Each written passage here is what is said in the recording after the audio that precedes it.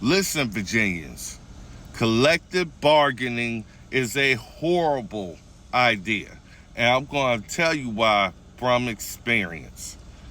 When I was looking into allegations that was going against Goodyear in Danville, of course, the business that makes tires, there was plenty of allegations going on, and people kept going to their union to try to get things resolved. When a union is connected to the actual employer, meaning it becomes even business because of the employer, that union will become corrupt and fully politicized. You will be putting your money into something to make a few people rich that will constantly be screwing you over and not letting you know the obvious conflict of interest. I work for the same people you do. I'm not going to screw my job or my bread and butter for you.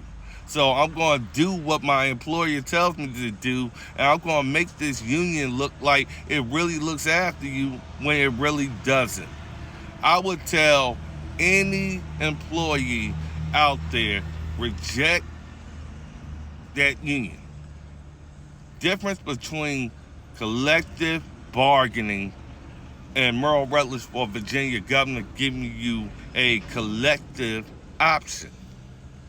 You could put your money into a retainer fee with a lawyer who's not affiliated with the company, but represents you directly with the money that you give out to these unions. What may be a priority or a concern to you may not be one for the union.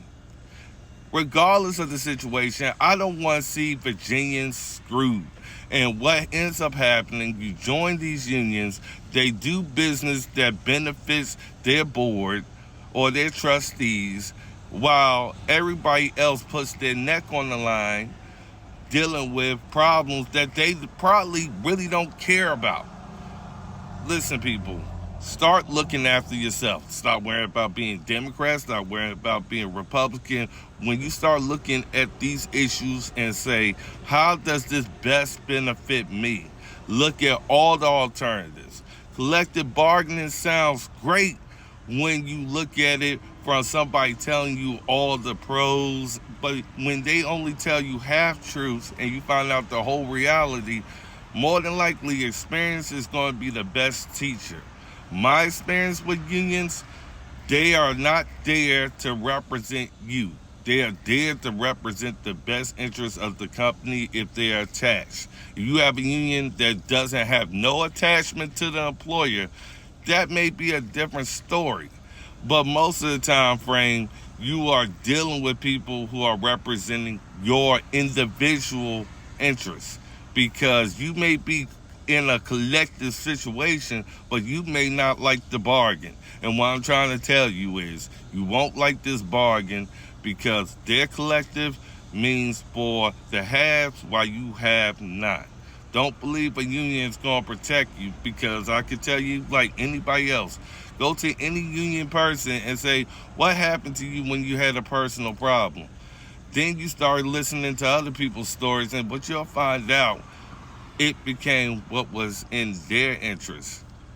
Hey, listen, I'm not here to see anybody screwed. I may not even like you, but I still wouldn't want to see you screwed, because I wouldn't want to be screwed the same way. But take a second opinion before you jump out on this collective bargaining thing, instead of saying what's in my best interest, what keeps food on my table, and what protects me. It's easier for your lawyer to represent you, just like a lawyer represents the company, to tell you about the legal stuff that goes into any of these agreements or any of these problems that may impact you. Every problem isn't a company problem as much as it isn't a union problem. But when you put all of these people into your problems, you get chaos. And that's exactly what collective bargaining is. And my name is Merle Rutledge for Virginia Governor 2025.